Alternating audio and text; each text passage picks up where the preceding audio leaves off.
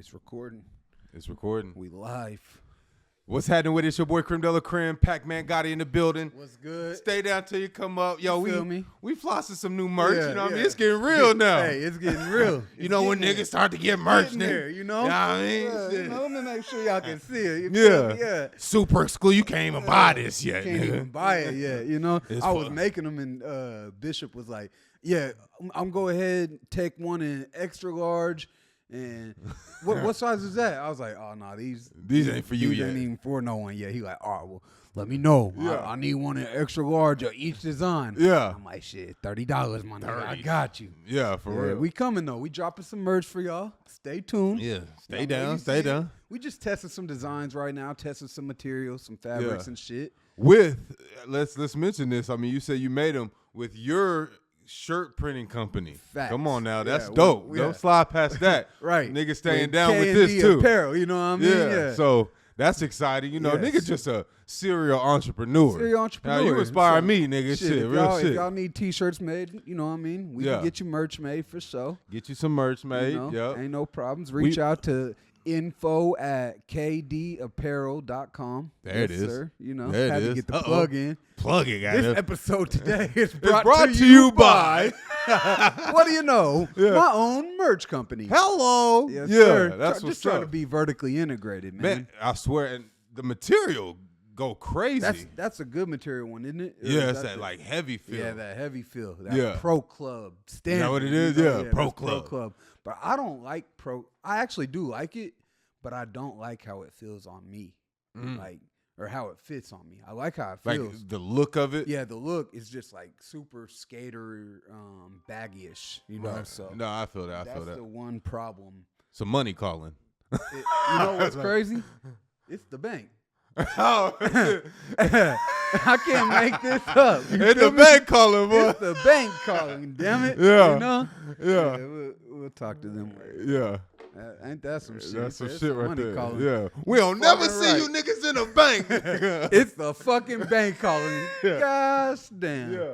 That's crazy. But yeah, man. So, shit, the bank called. Fuck my whole train of thought up. But No, it's all good. You was talking about the material, how it shapes. I mean, it fits your body. It's It's like a skate. skater baggy look. Yeah. Which sometimes now I'm starting to like put some shit on that kind of feel like. Maybe it's just because I'm big. I don't know. Yeah, it fits you right because you're taller. Yeah, and it's the Yeah. shoulders. Yeah. You know what I mean? Yeah. It's Yeah. cool. Like, I see what you're saying. Like, I if can I wear a wasn't medium as tall. in that and it fits right. I Yeah. do like it. I just have to wear it smaller, but sometimes the smalls don't fit my arms right and shit. So I had to look like a belly shirt. yeah, right. I hate a Can't shirt dry that. where I if you can't lift dry the at all, smaller shirts like that. your shit come out. Like, I Yeah. hate that. That's big nigga This problems. big nigga. We won't get into the food. Motherfucker like Damien, like, what's wrong with that? What's wrong with my belly, Well, yo? I show my belly button. Yeah. You know, and nigga, Right. not us. We That's got a jelly big nigga rolls. nigga. You feel me? Yeah, I ain't there yet. I ain't there yet. Yeah. How you been though? You been good? Yeah, man. How about yourself? Oh, I've been good. It's the month of Ramadan, so you know, I've been fasting. But man, this is like the best month, the easiest month so far. Really? Yeah, man, it's been good. Like I don't This know, month's been flying by. flying. Like, it feels like it was just the 1st of March and we're already ending March. Matter of fact.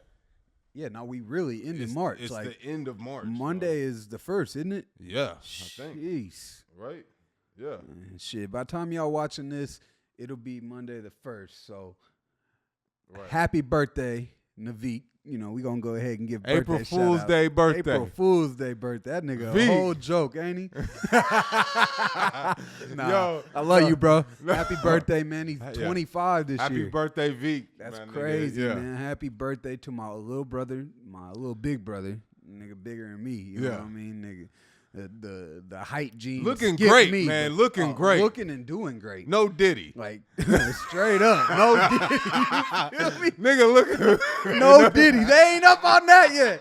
Hey, nah. Vic, you looking real good, man. No Diddy. No Diddy, my nigga. But yeah, nah, and doing good. Bruh. He really- Dude, his page has turned into one of the funniest pages on It Instagram. fits him bro. perfect, don't it? Like, the fact that he still got niggas willing to get the haircut in his chair is beyond me. You know I see why I some are love- accepting it, though. Yeah. Some are, like, playing along with it. Hey, do you see the one yesterday was like haircut changed his whole Yeah, personality? yeah, that's what I'm saying. They playing That shit along was with comedian funny shit, shit, bro. bruh. That shit was hilarious. The page fits him to a T. It does. We were talking about him the other day because he was in the studio or whatever, and like we were just talking like this nigga really meant to be famous. He really is, and he gonna be famous as fuck one day. Yeah, like once he just has a personality for it. I'm not even gonna say once he taps in because he's already tapped in. Yeah, just he's tapping. Once he just stays down exactly and comes up, you know, he is going to be like a figure in the fucking the industry or the culture. That's what I'm looking for. The culture. Yeah, in the culture. He is for the culture. Facts. He is the culture. He is the culture, dog. Nah, like, for he sure. fits right in. But yeah, man, happy birthday, Big Uncle Veek in the motherfucking Veek building. in a building. I'm shooting down there to L.A. tomorrow. We gonna go to dinner and shit. My younger cousin just moved to L.A. this weekend to go to LA Film School. So dope. Yeah, his dad we got need him that. set up nice little crib right down Hollywood, right next to the school and shit. Oh yeah, we need one of them in the family. You already know. Get your ass in film school, nigga. I don't know Coop? you get in there. Yeah, his name Cooper. What's happening? You don't know me, nigga, but what's happening? You gonna meet Coop soon though. I fucks with film school, nigga. Coop gonna get right. He's actually he wants to be a producer, so he's gonna go there and just learn engineering and recording and film and all that shit. But shit, we gonna get down there and link. So me, him, Veek, and his older brother, my other cousin, Mikey. Mike G, what up? Mike G. It's a family affair, huh? Yeah, we gonna step out, go have some dinner and shit. Yeah, Graham. I was about to say them Graham boys, nigga, y'all. Big shout out, Pops, boy. Them jeans is strong, ain't it? Strong as hell. Graham boys, man. Graham boys. You know, that's the last thing my grandma told me before she passed. She was like, "You're a Graham boy. You was meant to be great." Yeah. I'm like, yeah, I already know. Shout out Grahams. Appreciate you. Yeah, put that on me. You know, it's grandmas will really give you game and like not even mean to. It just flow. Man, she was so like spiritually tapped in. It was crazy. When she was dying, she wanted a little moment with all her grandkids. She has a bunch of grandkids, but we all showed up at the house, talked to her and everything, and she wanted a structure to where each of us had our own little separate time. We come in, speak to her. She gives her last words to us. We say our last words, goodbyes and stuff. It's crazy because she was like, that's dope though.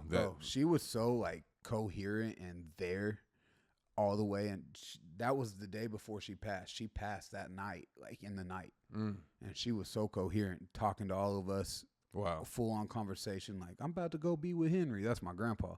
She's like, I'm about to go be with Henry. Don't worry about me. She was ready. Ready, yeah. But man, when I got in there and she spoke to me about some things that like I've never spoke to nobody about things I've experienced and how I feel. Yeah. And she just knew it.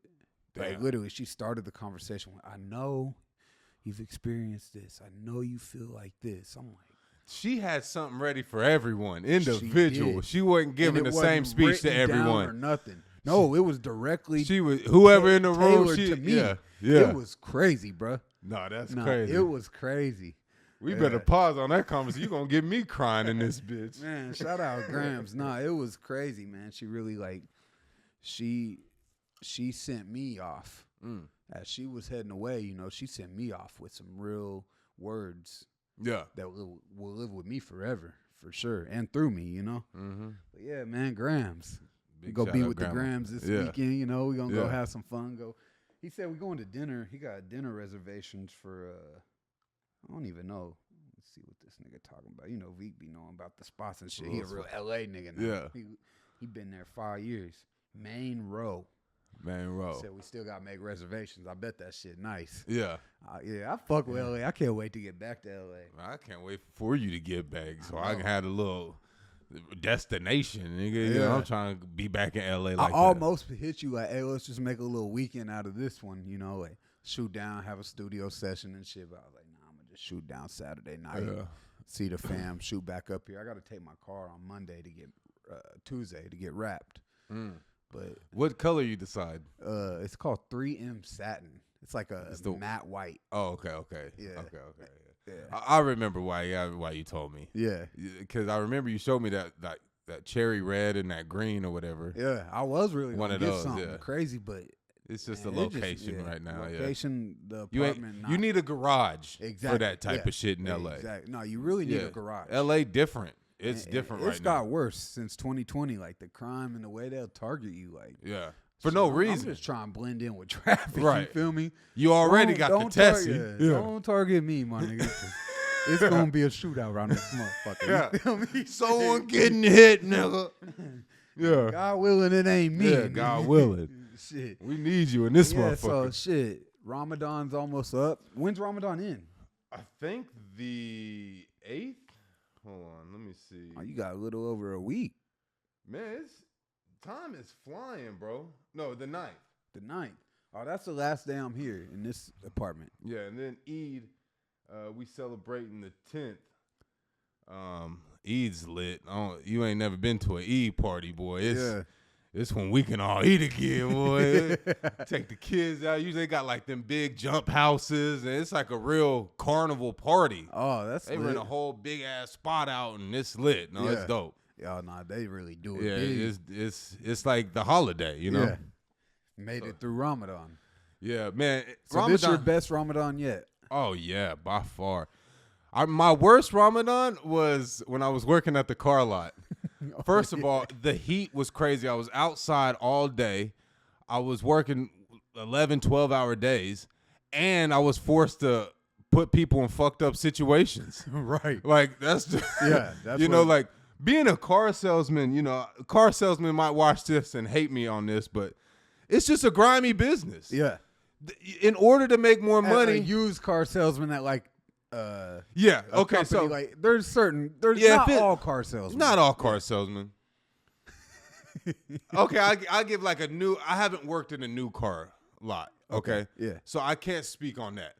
But every used car lot I've worked on, the way you make more money is by putting people in more messed up situations. Like, that's just what it is. Like, when I was at the car lot, we was told, okay, so there was this little code on each car. Oh, yeah, see, he's I'm snitching. I'm snitching on them niggas. Because they did me dirty anyway. I ain't going to say their name. I'll really fuck them up. I say their name. I ain't going to say their name. But they in the Central Valley. They celebrating Ramadan too. So I ain't going to do it too bad in the month of Ramadan. One of these days we going to really be on. A nigga gonna go back through all the past content and catch that one little time you said where the fuck you worked. They gonna clip this shit. They gonna clip it. But this is just some real shit. When they bring me on, okay, so in this lot, they don't put the price on the car windows. You know, some car lots, they just put the price on the car window. Yeah. This one ain't no price. But there's a code, and the last 4 digits is the minimum you can sell it. Oh, he dropping game. So when you look, they tell you always add an extra 3,000. Yeah, but that's for you. No, that's not for me. I get a small percentage of it. Oh, that extra 3,000 don't go to me. What? You just get a percentage. Oh, they finessing. They eating. But if I'm trying to eat, I gotta sell this car for more. So if it says on the end 22.9, when they ask how much this is, I'm gonna say 25.9. And so there's a couple reasons. If they bite on it, hell yeah. I seen someone jump it up like $7,000. And they bit. You know, it's just you good salesman. Yeah. Grimy though. Cause you're just in a real, and these people, obviously a used car lot, most of the people aren't people that are financially stable. Yeah. A lot of times it's the tax time. They just got the down payment ready. And they need some. They get in here. They can barely afford $400, but we convince them that you can afford $750. Yeah. You can afford $750. Look, if you do this is gonna save you some gas money. This one you were spending $500 on gas with this one. It ate up gas. They got this you is over an here eco being mode. A The eco mode gonna save you $400. So boom, you know you're already spent. You know. Yeah. So it's just a play. Yeah, straight coercing them down. Yeah. There. But then another benefit by hiking the price up is then when you can go in there and you can, you know, then negotiate, hey, look, I was able to knock this down. I was able to knock $2,000 off. Mm-hmm. It's a negotiation tactic. So even if you get them down to that base price, it seems like they're getting this amazing deal because you got $3,000 off. Yeah. So, yeah, fuck them. You know what I mean? I'll pray for them. I mean, it's Ramadan. But nah, inshallah, they helping people. But yeah, no, that was my hardest Ramadan, man. Being out in that heat. It's crazy doing how people different the weather is this year. Oh, it's beautiful, man. Yeah. And I was just so nice. Also at the car lot, they brought donuts in every day and like just during Ramadan. Yeah, you know what I mean? Oh, they didn't. It was, white people in that motherfucker they too. didn't respect y'all fast. Yeah, but see, the owners are Muslim. See, So they shouldn't have allowed that shit. Not during Ramadan. Yeah. Right. That's what I thought. Hey, but look, from March 8th to April 9th, we do not bring donuts in the motherfucking office. Yeah. But, for someone that's been doing Ramadan their whole life, it's nothing. Because each Ramadan that I do, it gets easier and easier. Like, I can be around people eating. How many donuts did you fuck up and eat? I ate none. No. Oh, you made it through? I made it through. Oh, okay. Yeah. It's weird when you do something for God, it's different. Yeah. It's like, I cheat on myself all day, but yeah. But God, it does make it easier. I didn't ever mess up. And here's another crazy fact about Ramadan. Each year it's different because it's all about where the moon at. So it's like a week or two earlier each year. So at some point when I'm older, Ramadan's going to be in the winter. Really? Yeah. Oh, it keeps moving back? It just keeps moving.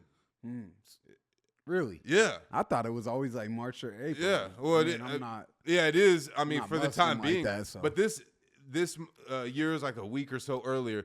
So some like the OG Muslims I know, they remember when they was kids it being in wintertime. Yeah. That's crazy. It's crazy, yeah. Yeah. It's all about the moon cycles and stuff. That's interesting. I ain't looked it up too much to explain it. I might be saying something wrong, but I do for sure know it moves. Yeah. I'm new to it. I'm a convert, you know what I mean? We leave it with that. We'll leave it at that. Yeah, you been watching the playoffs? Have I been watching the playoffs? NBA playoffs? Yeah. I mean, the road to the playoffs? Yeah, the road to the playoffs. Not the playoffs, but the playoff picture. I've been watching it. Yeah. Oh, it's bro. going to be a play-in tournament. Bro, the play-in tournament crazy play-in is tournament. so stupid, ridiculous. I'm almost mad that these teams are in the play-in because that means that two of them aren't going to be in the playoffs. I know. I'm sick about the Warriors and the Lakers both battling just to make it to the play-in. So I got it pulled up right here. So let's see here. It's 82 games in a season? Yeah. Or 81? 82. 82? Okay, so 51 plus 22, 73 games they've played. Okay. So that's what, eight games away? 8 games. 9. 71. Oh yeah, 82. 80, okay, yeah. 9 games left. So Denver, the West is the crazy one. The East is, we already know what the East got going on. No one give a fuck about the East anyways. Looking like Boston probably going to just. Boston really them niggas this year. Boston probably going to run. If they don't win, that might be the biggest I feel like Boston probably going to run through that shit. Well, they're making it to the finals. Yeah. There's no one stopping Boston. Yeah. If they don't win the whole thing, it's the biggest letdown, I think, in our time. How you get Porzingis and not win it? And you already had a great team without. You got Drew Holiday and Porzingis. Like Kristaps Porzingis and fucking. He just looked like a Boston Celtic. That was the best team for him. You know what I mean? Like, yeah. Come on now. They have to win it. They have to win. And he's been turning up since he got there, too. Oh, yeah. He's turning up. I'm a big Kristaps fan. Yeah. Like, I've been since he was with New York. Yeah. Yeah, he was. Same. Because when he was at New York, that was when they picked up 2 shockers back-to-back then. They picked up Clay Anthony early and what's the dude's name? Baker. Yeah, Ron Baker. Yeah. Yeah, so I was watching then. I thought that shit was so dope. They got to go play with Melo. Kristaps. Right. He was like one of the original unicorns. Yeah. In the game. Yeah. Yeah, so. But anyway, so I'm looking at the playoff picture right now. And Denver, the Timberwolves, OKC is pretty much locked in. So this is where it gets tricky. Dallas Mavs, if the playoffs started right now, they're in the playoffs. They're not in the play-in. But their record's 43-29. The Suns is 43-30. So depending on teetering. these, So the Suns and but the Kings is 42-30. They're just 1 game back. Lakers are 41-32. Like, this shit could change. Now, this is the craziest part. The Golden State Warriors, they're 38-34. The Rockets, they're on like a 10-game win streak, 11-game win streak right now. They're 37-35. They're only 1 game back. Draymond's still doing dumb shit, getting ejected in the first quarter, even though they won it. I ain't watching the last couple weeks. He got ejected last game? Yeah, he had Curry in tears because Curry know what the fuck on the line. Yeah. This nigga get ejected in the first quarter. Back-to-back texts arguing with the ref. He do a foul. He argue with the ref, get a tech. Then he go to another ref all in his ear. Tell me what I did. He like, and then he walk off. Pussy ass nigga. Tech throw him out the game first quarter. Yo, what you think Draymond going through, man? My nigga been flashing out lately, bruh. It might just be he really trying to transition to his podcast a little bit more, and this is it. Maybe he know he finna retire. Yeah. So it's like, let me build up the hype. Let me get my, let me get some viral clips and talk my shit before I get out the league. I don't know. Yeah. That's the only thing that makes sense. So Curry was like damn near in tears. Oh, this nigga, bro, he put his shit in his jersey. You can see him wiping his eyes through his jersey. His eyes red. He pissed off. Yeah. Off game all game, but he hit the dagger 3 to win it. He go to the bench, kick the chair, nigga. He emotional. Yeah. Because he know what Curry's legacy is important to him, I feel like. Very important. Like his legacy, Curry reminds me of Bron. Yeah. As far as how he treats the game. Yeah. And his love and respect for the game. Right. Like they got a similar passion for the game. So from the sound of it, you're not a Bron hater. I love Bron. I love Bron too. Love Bron. Any one of you motherfuckers watching drama that be hating drama that hate on Bron, drama. I can't stand you niggas, man.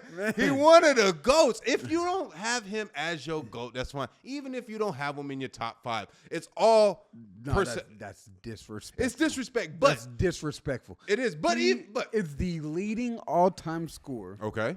Ever. Okay. This nigga is 19 years in the league. 17, 20. Right? No, it's 19. I think this is 20. This year 20? Let me see. This year 20? No, I think 2020. I think he came in 05. No, I think it was, let me see. Since 03. Oh, shit. On camera wrong. You feel me? That's why we got the laptop pulled computers, up, you feel me? So what, this 21st season? Yeah, damn. 21st season. 21 seasons, 4 championships, 4 finals MVPs, leading scorer, the only scorer that's ever made the 40K club. Okay, can we talk about how he has consistently put up the same average numbers since from the time he came in? Rookie, mid. To now. To damn near 40 years old. Consistent. Same numbers. Same numbers. Came in the league, he's the same way he's going out. Actually, I think Bron, wasn't it you telling me he's in talks to sign another multi-year? Yeah. He's projecting to go another 4 or 5 years in the league for himself right now. I might go as far to say if he keeps taking care of his body the way he has, I feel like at this point it's an addiction. It's a lifestyle. Yeah. He fuck around and might be 47, 48 just in the league. Because he hasn't even fell into the role player yet. Exactly. Like every older player, Kevin Garnett, Vince Carter, all of the OGs, Melo, Iverson. Melo came in when Bron did. Right. Even Wade was a role player at the end of his career. Yep. Everyone, Dirk. Yep. Dirk, like Kobe. Yeah, I mean, versus the 60-point game, but they gave him that. Anyways. And we love Kobe. Love Kobe. Love Kobe. Top 3. Kobe top 3, for sure. Yeah, for sure. So, what was I saying, though? Bron. Oh, Bron, but he hasn't even became a role player yet. Exactly. So I say where he's at, he probably got at least another 3 years at being like top of the league. Oh, top of the league. Okay, I'll give that. Then maybe and like then we start watching it 3 drop to 4 and years fade a little of just bit. falling back into a role player. Maybe, bro. He might have 7 not role play. He might retire not being a role player. That's some Bron shit. Bron loved the game so much, I could see Bron being in the league 47, 48 years old. No, that'd be nuts. And defying the odds. Yeah, he's already defied odds. The nigga is the GOAT. I seen in an interview he said he just looked how many total minutes played he has. He has over 70,000 minutes played, bro. 70,000. When you really zoom out, right? Like everyone likes to say, oh, 6 rings, blah, blah, blah.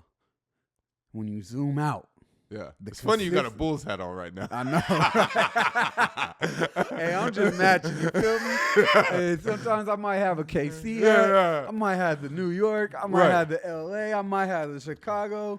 It's funny because K-State. we weren't even planning Probably this, won't though. catch me with no KU. Nah, right, we wasn't. Probably won't catch me with no KU, you know what I mean, Damn. or no Chiefs shit. But I am a Mahomes fan though. But I don't fuck with the Chiefs. Yeah, You know, Raider. I know you're a Raiders fan. Raiders fan for sure. But when you zoom out on LeBron and you really look at the consistent numbers, the championships, the years, Mm-hmm. the stats, the accolades, Mm-hmm. who is topping that? So if you want my opinion between the Bron and MJ debate, MJ had the best winning. He's the I guess the most winningest player, right? Yep. He had the best run. His 90s run is undeniable. Yeah. He had 2 3-peats, Mm-hmm. and it was great. If you want the best basketball player, it's LeBron. Thank you. No, first of all, his size, he can play bully ball with center, point guard to center. He has the shot. He has the pat. He has every He when can you literally create a player, play all 5. when you create a player on 2K, you create LeBron. Yep. Maybe Victor Wembanyama now. Yeah. Maybe. Maybe. I Yeah. still think I'm rocking But- with LeBron but- over Victor yeah. on a creative player. But you create the player. Yep. The only thing Victor got is some height and he can swat the shit. But like, Bron is who you create. And has been. Have you seen any of the clips where we done with the 90s? Uh-uh. So there's this dude, he went dumb viral, and he's like, we done with the 90s. And he's going back watching all the 90s games and finals. And he's calling them out because the criticism Bron gets is not the criticism they get. Like, bro, there's so many times where, you know, they say, Bron don't have the killer instinct. Like, Jordan, there's moments where he should have passed the ball and he bricks a shot and loses the game. Yeah. You know what I mean? He gets swept in the 80s. Like, he couldn't beat Bird. He's making dumbass plays because he's just being a ball hog. Yep. He's not making the right play, but everyone wants this killer instinct, and it's only because of social media. Yeah, if social media was there back in the day, Jordan probably would have got roasted too. Yeah. You know, So absolutely. so He did. Bron, He had. Did you watch the documentary? yeah, I mean, he dealt with his own yeah, hate and shit too. right, yeah. Social media yeah. was just social media has just made it to where everyone's opinion is right. open. Yeah. So I'm going on record. Bron is better than Jordan. I don't care what you motherfuckers say. Same. Bron is better than Jordan. Jordan had the best winningest moment. Yeah, for sure. But You LeBron can't came in and can't took compete that with out. the 2 3-peats. I get that. That's great. Greatness. I'm Yeah. not, and I love Jordan. One of the most craftiest niggas at the rim.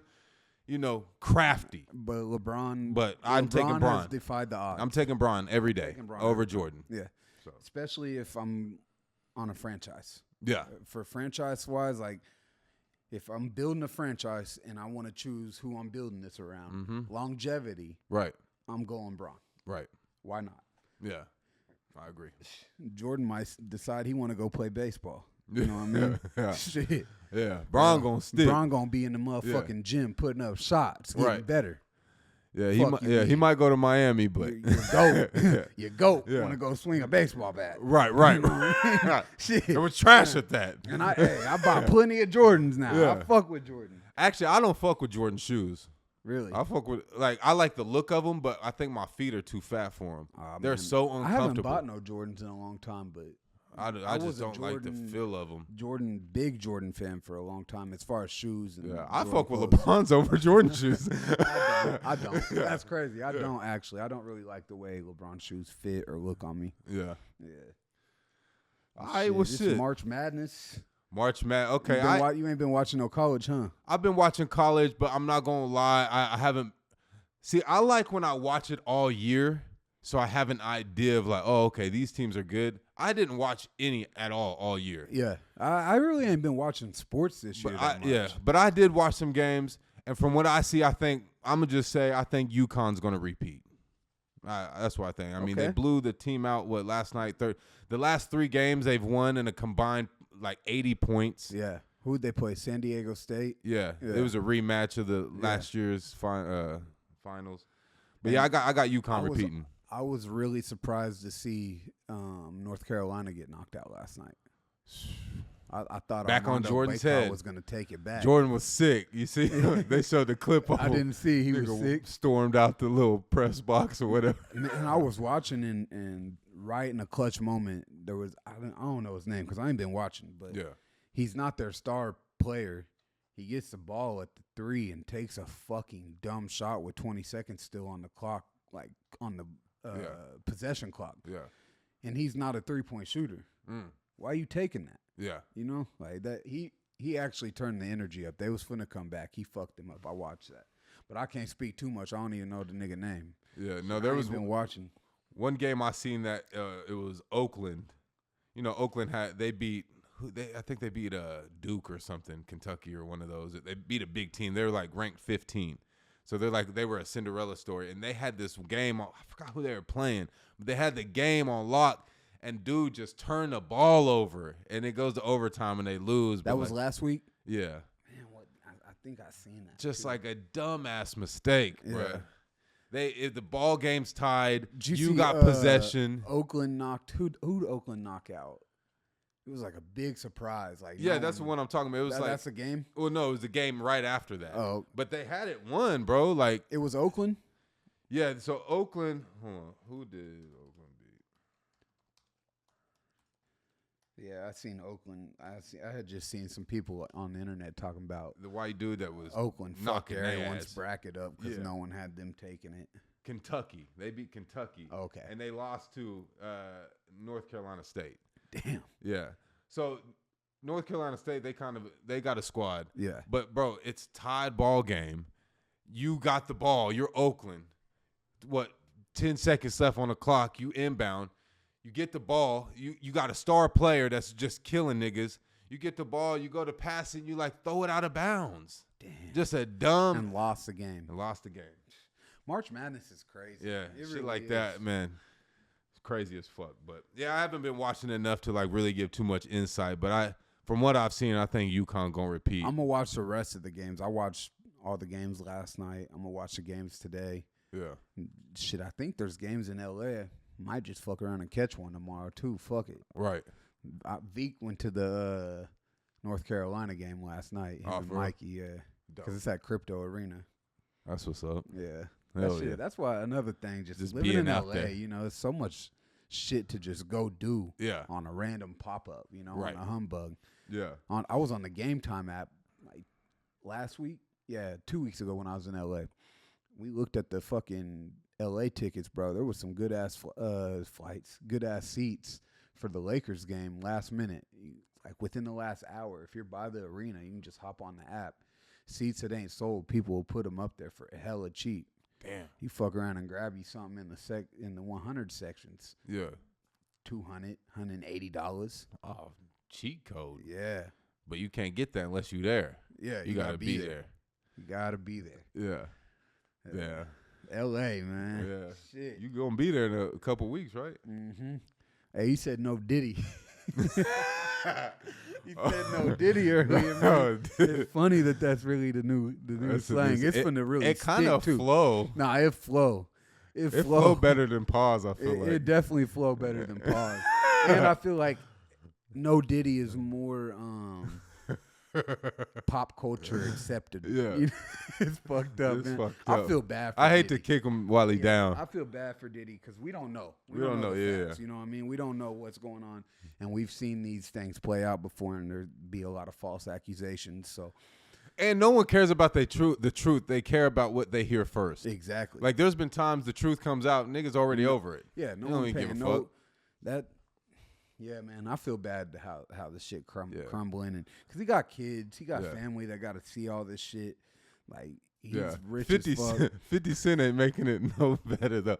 Hey, so you see where they released the shit where 50 Cent's baby mama is like a sex worker? Yeah. For Diddy? Yeah. This nigga 50 been going in, you little sex worker. The way they tripping with each other, I feel like they was back kind of like talking. They was kind of either working through some things or back messing with each other a little bit, because he kind of giving like bitter baby daddy vibes the way he on Right. the head. But this is 50 though. Oh yeah, nah, 50 Yeah. ultimate petty nigga though. Ultimate, yeah. petty nigga. I know you seen Stevie J response, bro. Curtis. No, that nigga tongue touched his teeth, bro. Hey. Curtis. What'd you think? Because hey, I seen in the comments they was like, not you calling Diddy gang them. Going through all these accusations. Come on. No, they gang though. What'd you take? You said they gay? No, they ganged. Oh, I thought you said now they gay though. Like, oh shit, that's how we coming. Shots fired. That's how we coming. No Diddy. No Diddy. Nigga. No Diddy. That's funny, man. Nah. So what'd you think? Because I thought that was real. So borderline sus. It was definitely sus. It just felt like, I'm sure you've seen it in the past, when a motherfucker guilty, they just want to fight. Yeah, I've been there. I've been guilty about it. Well, fuck it, let's squab up then. Who you got your money on in the fight? Gay niggas can fight.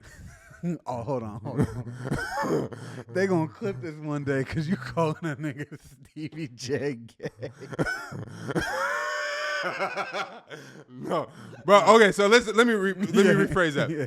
If the allegations are true, I got Stevie J. The allegations, they're saying that Diddy has a sex tape that he blackmailed of Stevie J knocking niggas. Yeah, that's crazy. If that's true, I got my money on Stevie J. Because he with the shits, literally. Yeah. The fact that the way he called 50 out, yeah, like he just got right to it. I want to fight, nigga. Yeah. I want to square up. I'm like, oh nah, nigga. Some felt a little guilty about it, but I ain't judging shit. You know, we know gay niggas. You know what I mean? Yeah. Well, I don't judge. Nah, to each his own for sure. Do your thing. Yeah. But I mean, I will say this too, like, gay niggas is strong than a motherfucker. I watched a lot of them. They can fight. A real flamboyant, like super flamboyant gay nigga give a dude I was with the most craziest One Piece. Pause. No Diddy, not a dude I was with. You know what I mean? But like, yo, no Diddy. Yeah. Old homie. You know what I mean? Yeah. Like, we ain't really homies like that no more. But well, we was out. Some of the gay niggas got to tripping. So motherfuckers is kind of squabbling. He go after this like super flamboyant one. Dude backpedaling and give him such a crazy 2-piece in front of everybody in the club. We like outside, you know, this old town. You know how it's all everyone outside. It's right outside of Doc Green's. Bro, he fed him something so serious. Everyone was like, ooh, it was loud as shit. This nigga said Doc Green's. Hey, I ain't been in Wichita for a little while, but nigga, I know what Doc Green's is. That's a salad spot, nigga. So he was getting his salad tossed, nigga. Your boy got his salad tossed. No Diddy. No Diddy. No Diddy. Nah. Nigga got his salad tossed. No Diddy. Nah. Boy, I'm in Doc Howard's. Oh, that's funny. I hella said Doc Green's. Yeah. No, Doc Green's is fire though. Fire. That salad place for sure. There's nothing Gave fucking a nice with it. little plug. Yeah. Devin, man, go on sponsor us, bro. Hey, actually, they look out for us. I think we know the owner or something. That's what I just said. Devin, man, give us a sponsorship. You know what I mean? Yeah. Next episode could be brought to you by Doc Green. Yeah. You know? Yo, so, and this ain't nothing against gay people, but like a super flamboyant dude, you just don't expect him to knock you out. Right. You're not expecting to be knocked because, out. Because but those be the ones that got the best hands. No Diddy. No Diddy. When it come to fighting. This fucked up. If they ever clip me, I'm on their head. I swear. Right. But no Diddy, man. Let's get off this shit. Let's just get off Diddy all the way. You know what I mean? We get off this all shit. the way. Yeah. Hey. So the art of staying down till you come up. Okay. Boss man Dela. Stay down. Stay down. Let me go see if I can find the post. So I had seen a post that he dropped a project every year since 2018 and how his monthly listeners slowly went up. But you see, this year was the year that sent him through the roof. Yeah, he's on now. And he just dropped that Mr. Beat the Road. I don't know if you bumped that shit, nigga. That shit sound sliding. like some shit that Nah, I need to hear. Yeah, he's sliding. Yeah. He's sliding for sure. I like his style, how he raps. No, minute up. Yeah. He got a unique Florida sound. I seen a freestyle yesterday. This dude was freestyling and he kind of had a similar flow. And the comment was like, "Oh, so everyone coming out of Florida just about to be sounding like Bossman Dela now." And then in the comments under that, they were like, "This dude been sounding like this way before Bossman Dela blew up." So that must be a sound and culture, you know, over there in that area that we're not up on. But Bossman, boy, he really took that shit up there. No, he doing it. Stay down till you come up. He stayed down though. He literally been consistently dropping music since 2018, putting shit out, doing features, freestyles, dropping music videos. And it was a freestyle on someone's podcast that sent him through the roof this year. That Get In With Me. That was a freestyle.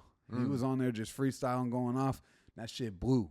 Damn. Boom. Dropped it as a record. You know what I mean? Yeah. Shit, the rest has just been history. But he stayed down.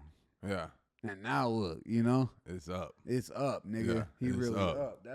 So I just want to give an example to anyone that's musically inspired, you know? Yeah. People that have inspirations to be successful in the music business. Your time's coming. Yeah. Your time's coming if you don't quit. Yeah. Because if you quit, your time ain't coming. You gave up. You only lose when you quit. You only lose when you quit. Yeah. Yeah, no, we should definitely give examples every episode moving forward of just a stay down till you come up. Find a unique stay down till you come up story. He stayed down. Yeah. He stayed the fuck down. Big shout out to him, man. And I love hearing that. He mashing the gas while all the attention on him. You have to. He dropped 3 records right while everyone talking about him, bumping his shit. He dropped 3 singles, boom, hit him with a mixtape, you know? Yeah. Doing a little press run and shit, caught the feature with Glorilla. That's how you supposed to do that shit, you know? When all them eyes is on you, you don't overthink shit. You go. Just go. You know? You just go. Yeah. Like, let's go ahead and mash this pedal down. We'll worry about what the fuck going on afterwards, you know? Right.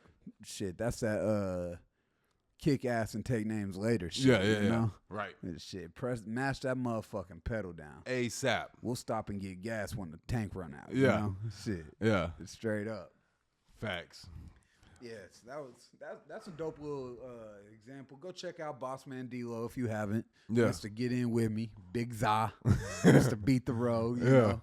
Yeah. Fuck with that. I need to bro. fuck with him more. I've seen the song that's viral, you know, but you ain't really fuck with nothing I ain't else, really huh? like tapped in with him. Oh boy. I need to though. Yeah. Yeah, I need to. Hey, he said right pocket full of P50, left pocket got booze in it. Plus in them packs to me, I know what to do with it. Yeah. Nah, right? Come on, now. he slide for real. You talking bro. that shit? Nah, he be going. Hell yeah. Kendrick Drake, Drake. who you got? I know you the biggest Drake you fan. already know. Yeah, Yeah. you the biggest Drake we fan. ain't even got a And question. honestly, here's the thing. I'm not even a super huge Kendrick fan. Mm-hmm.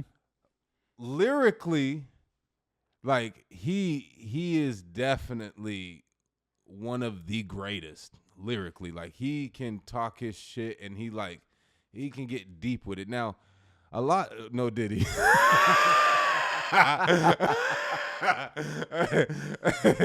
But you know, when it come to a battle, I think Kendrick got Drake. But I like Drake more. I like Drake more. Actually, I don't know, man. That's hard. It's a hard one. Like, so when you go back and listen to Drake's disses, you see that Drake actually got a battle rapper within him. So okay, we're talking about against Meek Mill. Trigger finger turn to. He bodied shit. He fucked up Common. You know, they was beefing. Yeah. About, I think it was Serena. You know. I think this is what it is. We just haven't seen Kendrick really go in.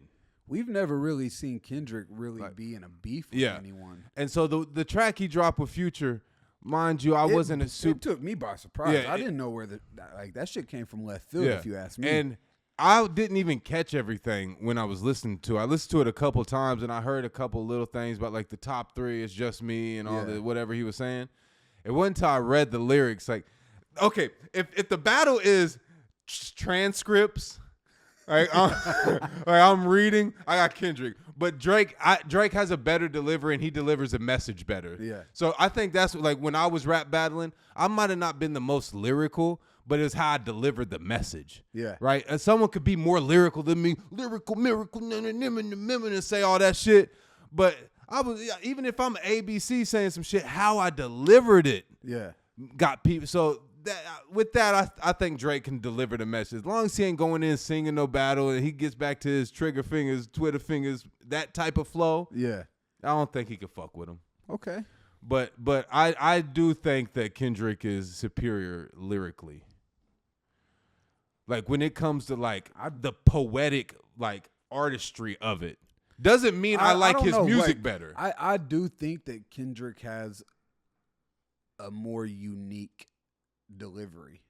Like he has some shits where and sound that just comes, way more unique. You wouldn't expect it to be mainstream the way it is. Mm-hmm.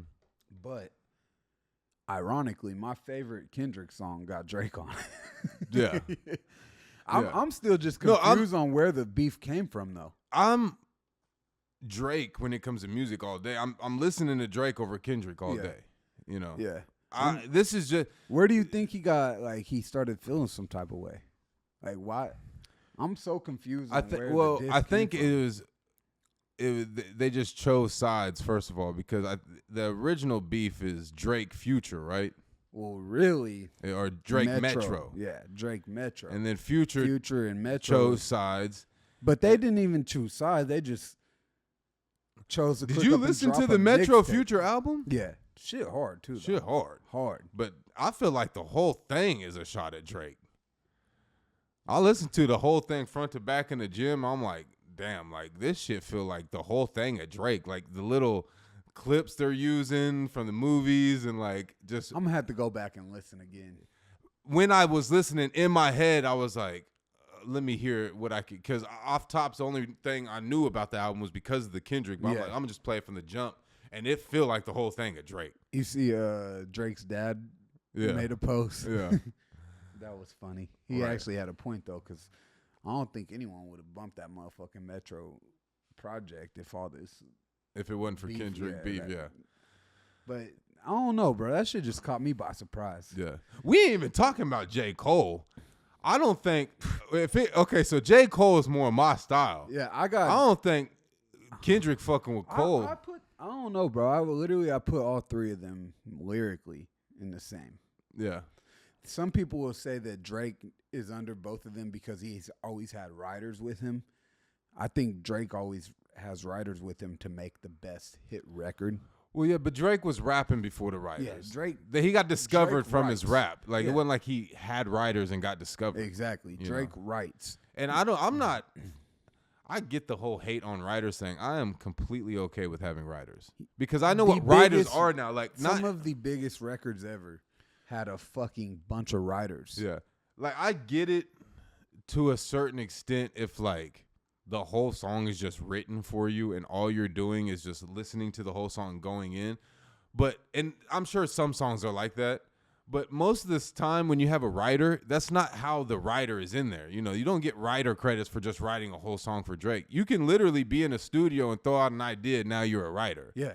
Or be like, hey, I think it sounds, exactly. You're a writer. You've been in studio sessions on some of my music. Yeah. And be like, hey, you like I got Personal. Credits. Yeah. Personal was a great example. Like I was doing something a little different with the hook. You're like, no, I think you should say this, and you tweaked it just a little bit for me, and I was like, yeah, that actually sounds better. Boom, now you're a writer. Now your name can be on the writer credits. Yep. If a motherfucker that don't know about the music industry sees it, he's gonna be like, what? Pac writes all Crim's raps? Right. No, he doesn't write all my raps. You idiot. He's in the studio. Yeah, and you know.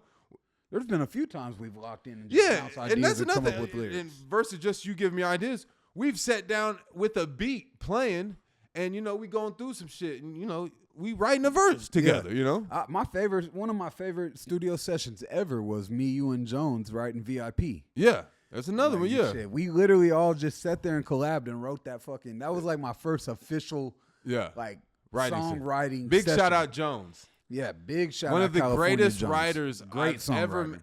Actually, no, I take that back. The greatest writer I have ever met, bro. Like he is the greatest songwriter. That's saying a lot too.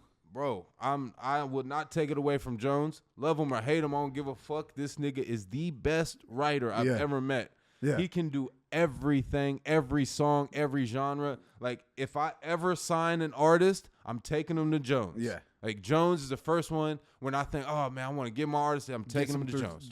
Put him through some writer's development, Jones. Yeah, Jones. Ready for a hit? Jones. Like, he is. Miller and Jones together, you really going to come out with some creative Shout out Miller. Shit. Miller, very creative and a dope songwriter, too. Yeah, he is. He's really creative and dope songwriter. He's like he's more of like the culture. Like, he gives like the culture vibe.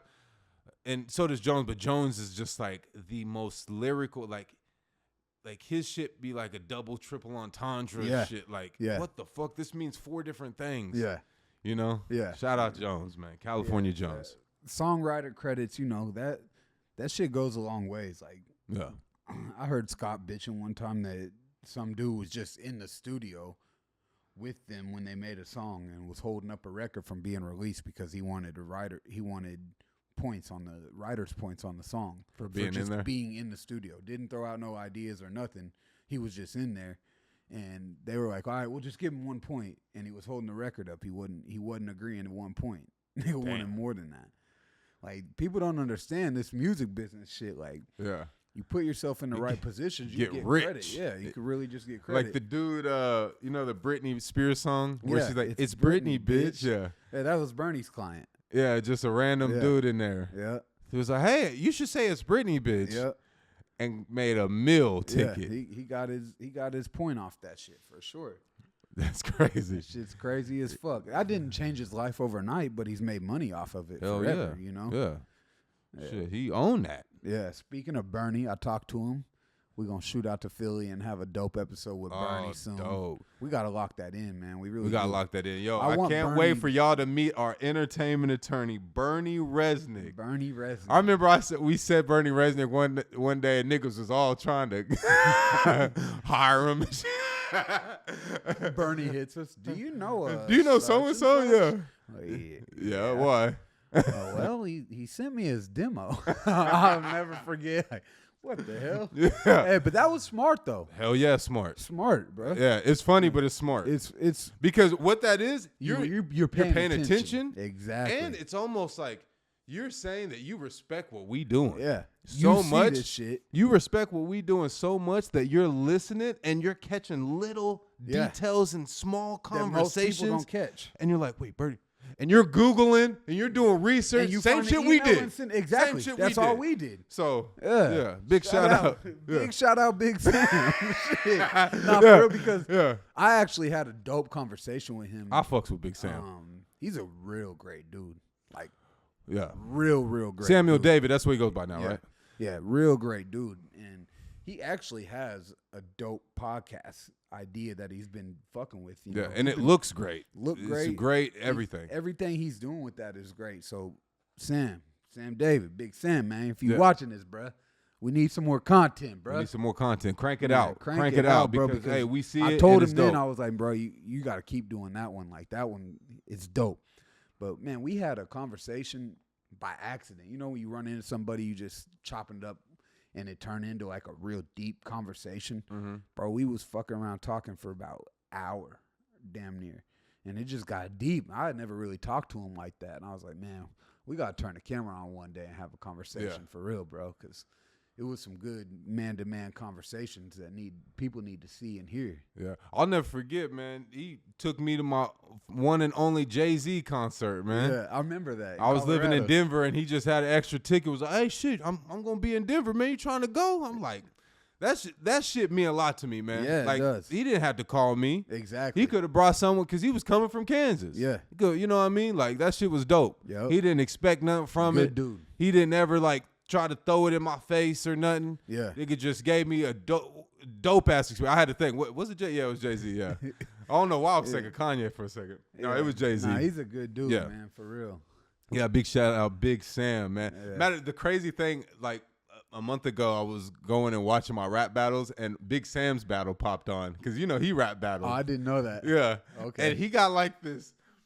his rap battle swag is like so player. Like his whole little he's real. He's like a real player, like smooth nigga.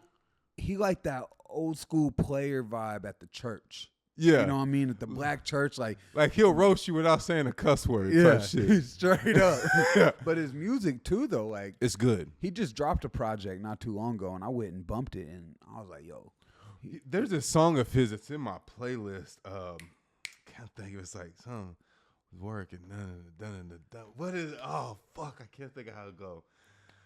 I don't remember. Maybe I'll put it somewhere. I'll shout it out. But it's in my playlist. Yeah. It's so good. I think it was on the previous album. He be having them though. Yeah. He be having some shit. Sam, matter of fact, let's work, man. Hey, let's work. Let's do something. That'll be a dope little session. Yeah, that'll be dope. Maybe I'll be in the dub next month. I'm about to say maybe do a session when you come to the dub. I'll pull up. That'll be dope for sure.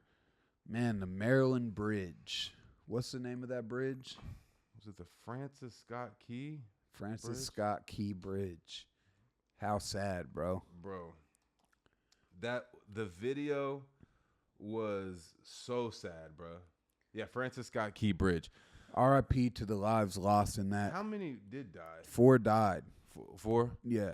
Yeah, R.I.P. to them, but man, the first responder, because I don't know if you heard the audio, they shut the bridge down. I want to say 6 dead, and maybe it was 4 found. 2 still missing. Oh, okay.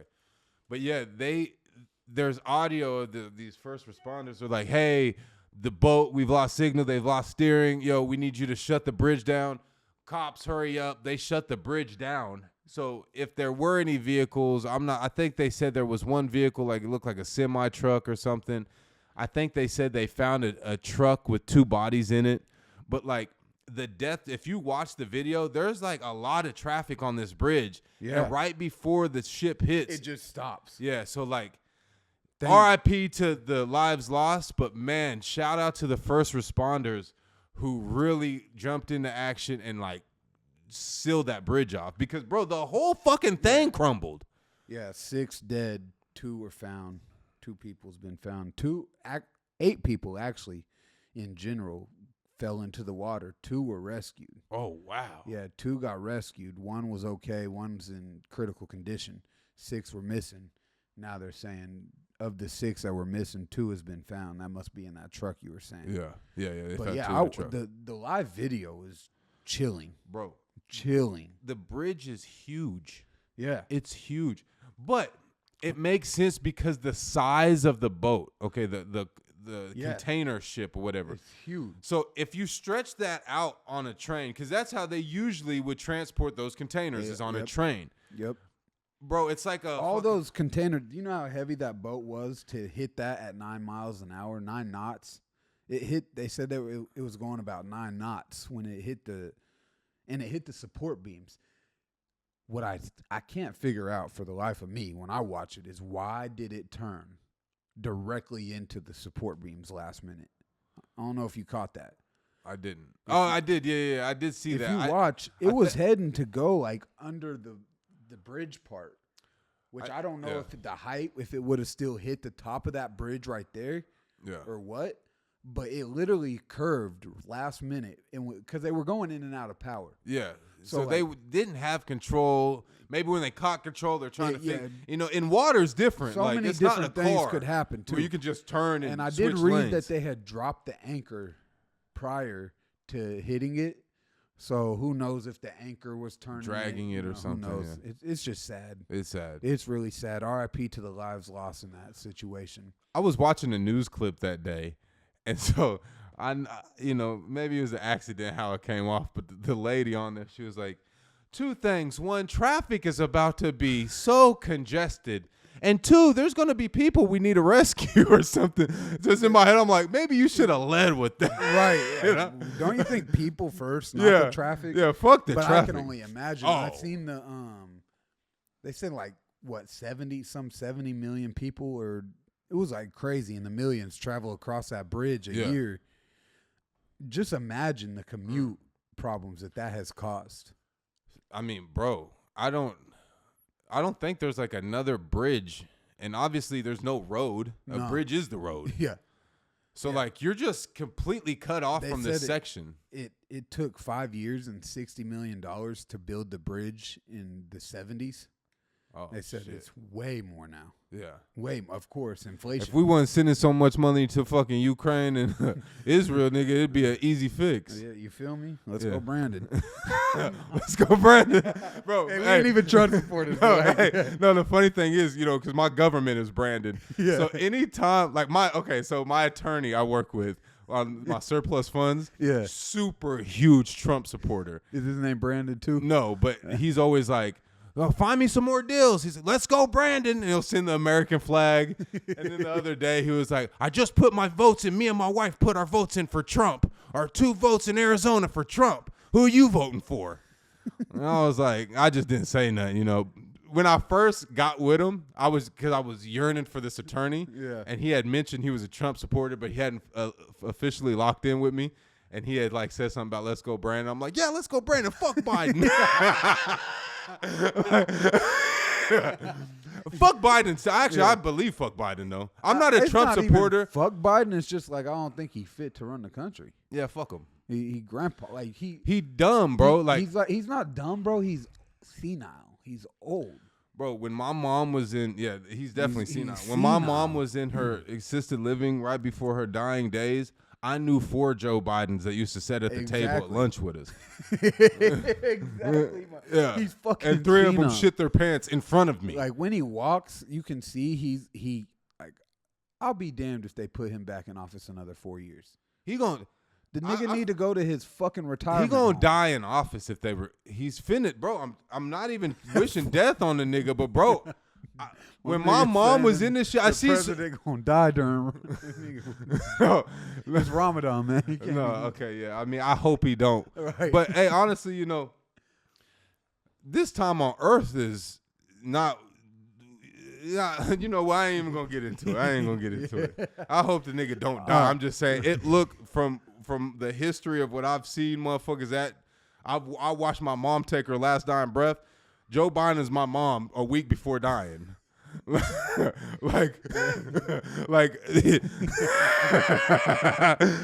sorry, R.I.P. mama, but Joe Biden, mama, this president looking fucked up. Know what I mean?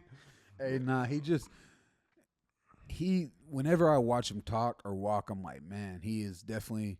I done seen about 8 of him at the nursing homes, sitting in that chair all day, just looking at shit, watching shit go by and judging. You know what I mean? That's all old niggas do is just judge young motherfuckers all day. Look at that little dumbass walking through. Right. Don't even know no better. Motherfucker, you was that too one day. Right. I seen some shit. This one dude, he was just breaking down. We won't even talk about the war, the other war that's going on, but the Ukraine war. We've sent billions of dollars, right? And so they were breaking down if we use that same money in America, one, we'd be able to build all the walls in all our borders. We could build a Canada wall, a Mexico wall, and everything. Yeah. We could have gave every war veteran, $2 million. Every homeless war veteran, or I think it was every war veteran, $2 million. There's so many things. He had a list of shit, and then we still had $4 billion left over. I don't get why. Man, Tupac said it, I forgot the exact line, but he's like, they ain't got money for the homeless, but they got money for war. I forget exactly what he says, but it's been like this. This ain't nothing new. Yeah, it ain't nothing new at all. War is money. Yeah. It's the biggest business on the planet. It's been that way since the fucking beginning of time. There's no bigger business than war. Yeah. War is nigga, if you want to get in the biggest business, get into war. Yeah. Bro, these the from the weaponry to the every single thing that comes with war, it's just the biggest business on the planet. Been that way. War's ridiculous, man. So many innocent lives die with war, bro. Yeah, no, it's sickening. Sad. Yeah, it really sickening. is. So shit. What's going on in the entrepreneur world in your life, man? What you working on? Shit, I just been locked in on this personal brand. Still doing this wholesaling. I kind of pivoted a little bit and started working with the surplus funds. Break that down a little bit more. So, yeah, surplus funds. So I already market to pre-foreclosure. So these are homes that are dealing with an auction. They have an upcoming auction date. So I reach out to these people. Let's say the auction is in 2 days. I'll get them under contract. I'll reach out to the loss mitigation department of their mortgage company. I'll try to get an extension. More times than not, I'll get a postponement of the auction. They'll postpone it for another 2-3 weeks out, which gives me time to find a buyer and assign my purchase agreement and make an assignment fee, right? Now, with the 10% of the time where I'm unable to get an extension, and then they can't file bankruptcy for whatever reason. Maybe they've already filed bankruptcy, or maybe they just don't want a bankruptcy on their record. Their home goes to auction. Well, in California, there's no it's not a redemption state. You can't. The Kansas is. Yeah, so you got a 1 year redemption. That's 90 day, I think.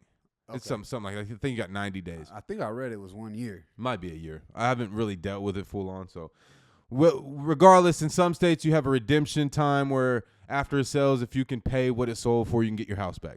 California's not like that, at least to my knowledge. It's not. Yeah. So, let's say you owe the bank $150,000. That's what the mortgage is. The bank can only legally take exactly not a penny more or a penny less than what they're owed. So if they're owed $150,072, they can only take $150,072. Let's say the house sold for $300,000 though. Well, now the bank took their $150,000. Now there's this remaining $150,000. So where's that go? So in California, it's a non-judicial state, meaning the trustees put on the auctions. In judicial states, it's all in the courts. But in California, it's a non-judicial state, so that money goes back with the trustee. So if you want that money, you have to make a claim for that money. In California, you have 1 year. You have the right to make the claim for the money within that 1 year. If it's past that year, it's no longer your money. Who gets the money if you don't make the claim? The trustee keeps it. For all I know, I think, I'm pretty sure the trustee keeps it. So these trustees is eating big. They keep this money. Damn, I might need to go become a trustee. Come on now. No, real shit. But so, the trustees keep this money. They don't just send you the money. You have to make a claim for the money. So this is where I come in. So my clients that I've been working with, I haven't pivoted like our homie Samir. Shout out Samir. THF Consultants. Yeah. In Louisiana, he's going, and that's a judicial state. And I guess they don't have a time frame. Like it could be 5-6 years later. If there's money, it's still yours if you make a claim. So he's going and he's just marketing to these people. With me, the difference with me, I'm already marketing to these pre-foreclosure people. So if for whatever reason we're unable to get the extension, I just roll them into my surplus funds funnel. And so from here, I help them make the claim. I have the attorney. I have all the paperwork.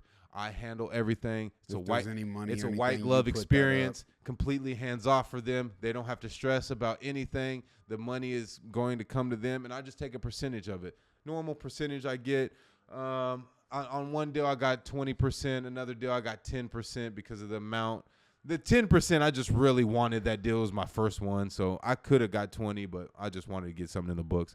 But normally it's 20 to 30%. And you end up walking away with a normal assignment fee, just like you would do wholesaling. I got on one deal, I made $30,000. On another deal, we got $22,000. So if someone like me wanted to get into this, how would they go about assembling? Because you said you had to have an attorney. You have an attorney. Yeah. What sets, obviously, the people could figure out how to do this on their own. But like you said, you make it a white glove experience for them. And that's where your pay, that's where your service comes in and you get paid and you're able to create some money, generate income from that. Right. Where would the average person that is just coming across this information, how would they start? How would they do that? Well, so I think in a non-judicial, you don't necessarily need an attorney, but I highly recommend. I would never do this without an attorney. Let's just say that. Okay. So in a non-judicial or judicial. Yeah, in general. In general, I would use an attorney 10 times out of 10. And that's the same for me in music. Yeah, I'm never gonna. You could do it without an attorney. I would never negotiate a deal with a record company or a distribution deal or label or anything without an attorney. Even though you could. Yeah. But you wouldn't. Same with surplus funds. Even though I can, I won't ever. I always have an attorney. So then you run into it. Okay, some attorneys, they want paid up front. They want a flat fee. So like my attorney, he gets paid a percentage on the back end. I just have to pay, what's it called? The R word? Retainer fee. Yeah. My attorney's cool. He only charged me $250 per case to retain him. And then at the end, he gets a percentage. So you find an attorney. Your first steps. So first steps first, find an attorney. Assemble your team. It's just That's like your wholesaling. tool bag, yeah. So wholesaling, you want a title company that's savvy with investing, wholesale investing. Really, that's all you really need is the good title company, honestly. And depending on how you dispo, I use Investor Lift, but not everyone uses Investor Lift, nor is Investor Lift good in every state. It's great in California. But yeah, so just like wholesaling, surplus funds, you assemble your team. And the only person you really, truly need is a good attorney. And so it's really the easiest money an attorney can make because all it's doing is following up on emails and then sending you the documents that need notarized. And so I would get the attorney. It did take me a little bit finding the attorney. I called and called. And so you just kind of cold call and cold email and reach out. My first surplus funds deal was a JV deal with someone because he found me the attorney. Gotcha. So because he found me the attorney, we split it. We each made like $11,000. Hell yeah! So he made $11,000 just to find you an attorney. Yeah, it was like the second attorney he called, so it had to be the easiest. Easiest $11,000 he's ever made. Yeah. Speaking of, I need to pay him. Oh, you ain't even paid it. It's still sitting in my account. He wants me to get a cashier's check. I just need to do it. I ain't spent it yet. I got you, my nigga. He a millionaire. He probably ain't tripping. He know about it. I seen him at the mosque the other day. He's like, "Hey, what's up, Crim?" I was like, "Oh, what's up?" Nah, he cool. He cool. Say a prayer for your money. we talk about it all the time. But yeah, so surplus funds, man. If you market to pre-foreclosures and you aren't savvy with surplus funds, you're leaving so much money on the table. If I would have known about this 1 to 2 years ago, I probably would have ran up a $250,000 on the side. Damn. Okay, so I got my attorney. I did my calling. Actually, I want to start calling attorneys. What do I say? You basically so like I said, I wasn't the one that found my attorney. This old school dude did, and I got the email where he was breaking everything down. But basically, you're saying, hey, I'm in a business of recovering surplus funds for my clients that lost their home in a foreclosure sale. We would like to protect us. We would like an attorney to be involved. We're willing to pay you a nice amount, a percentage, or if you want a flat fee, however you would like. You'll make more money if you take the percentage on the back end and go that way. After we set it up, my attorney is doing it for me different than others do it, though, because I follow this page on Facebook, and the attorney distributes the funds. So how my attorney has it set up is I get the big check, and I distribute the funds. So it's set up a little different, and I'm not sure what way is the best. Just like wholesaling, I do wholesaling different than other people. Yeah, but they're both right ways. They both work. They both work. Yeah, 6 to each 4 their equals 10. Right, and so does 7 and 3. Yeah, 7 and 3. Yeah, 8 and 2. However, 8 and 2, 9 and 1, nigga. Yeah, so. Okay, so if you watching or listening, however you listen or watch, and you like, hold on, these niggas is dropping some game right now. right. Because he is dropping some game. All right, so I came across surplus funds, excess funds. I'm on YouTube. I'm educating myself about it. Like, oh, shit, this shit's real, you know. Let me go ahead and start calling. Crim told me he made $30,000 off one play with this. He told me start cold calling some attorneys and say, hey, I'm in the business of surplus funds and excess funds. I'm looking for an attorney. Boom, I finally found an attorney that's willing to work with me. Yeah. And I got the script you can use. Most every single attorney has an email, and that's how my attorney was found. So I have the email script. Okay, so if you're listening or watching, shoot Crim a DM. Yeah, and we'll get you the script. We'll get you the script. You know, we want everybody to be able to get some money around here. Absolutely. So we got the script for you, so that's handled. I can even include the entire conversation, like the questions the attorney was asking and how we responded, Perfect. So we'll get that. We'll get that set up. Say I'm them. That'll get me right on the way. Yeah. All right. Now, how do I go about finding people who have excess funds? Well, so there's you could do it a couple of different ways, right? So one way is how I do it. So, okay, there's two ways. So you can do it fresh off the auction. So let's say the auction is going on. There's a website, auction.com, where you can follow the auction live. Mm-hmm. Okay, and so you can see what an opening bid was. 9 times out of 10, what the opening bid is what the bank is owed. Okay. They don't want to start the opening bid less than what they're owed, because then what if it sells for less? The bank don't get their money. Yeah. So if they're owed 150, usually the opening bid is 150. Some small situations it's different. There might be a secret lien when they check title that they didn't catch at first. It might be an extra $20,000, but that's something that the buyer will have to pay. And if he don't want to pay that extra $20,000, he'll pass, and then it goes on to the next person in line that made a bid on the property, and so on and so forth. But the bank is getting their money. And if everyone passes on, it just becomes a bank-owned property, which the bank doesn't want, because they take ownership of the property now, and they still have to sell it. So, but anyways, you can watch these auctions live. So you see the opening bid. Okay, you see it's 150. You're watching it. Boom, it just sold for $300,000. So if you have just a surplus funds business, because remember, I'm marketing to these people before the auction, because I want to wholesale. Yeah, you want to wholesale the house before the auction. But if you were to start a surplus funds business, this is how I would do it. You watch the auction.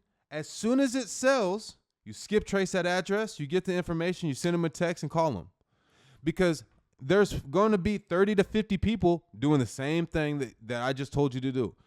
On the surplus funds deals that I've had, they told me, man, I've had 30 people call me today, you know, and I tell them they're all scamming you. A lot of them are scamming you. Yeah. They'll tell you that you're going to get this big percentage or this low percentage, and it's all a scam. Yeah. You know, because it actually is a business where you can easily scam someone. I will say that. You can also just finesse them, because I've heard of some people doing buyouts. Yeah, they get a hold of people and they're like, hey, you have money that's owed to you from your foreclosure. Yeah. If you sign this paper, I can pay you $5,000 tomorrow. Yeah. And then in that paperwork, if you don't read it, some people might even leave it out that what the actual amount is. So if it was something like this situation, there's $150,000 in excess funds. I just paid you $5,000 tomorrow, and then I get $145,000. I get $145 on the back end. Now, and honestly, that's not scamming. If it kind of goes into like that car dealership. Exactly. Shit. It's not scamming. Maybe it's not the most ethical thing. It's not ethical. But some people need money tomorrow. Yeah. And if you need your money tomorrow, then you need it, right? Just like on Cash App, you can have it hit your account in 2 to 3 days for free. But if you need instant, you got to pay. Pay that fee. You got to pay that fee. So same shit. Okay, so let's get back to that. Okay, so you get back to it. So if I were to set up the surplus funds business, that's what I'd do. As soon as the auction goes, I'd be marketing. And I'd be seeing the spread, opening bid, what it sold for, okay? If it's anywhere $40,000 or more, a $40,000 spread, you can still maybe get some. You just get a higher percentage. Maybe you're like, hey, I'm going to take 40% of this. And you still maybe make something, I know people that don't like to mess with anything under 100,000 in California. That's fine. Yeah. I would just watch the auctions and market to them. And so when you say market, that's just literally calling and texting. Calling, texting. If you want to, you pop up, put a letter in their mailbox, if it's a local, put a sticky note. If it's local, absolutely. Yeah. And just so then basically you reach out to them and you say, hey, your house just sold at auction for $300,000. You have the right to make a claim for up towards $150,000 in surplus funds. This is what my company helps with. We help people in these situations. We take a small percentage, but we give you a white glove experience. Everything's hands off for you. We make it completely pain free. We handle all the attorney fees up front. We deal with the trustees. We make sure they put a rush on it. Our attorney does gets rid of all the headache that you would have to go through if you try to do this.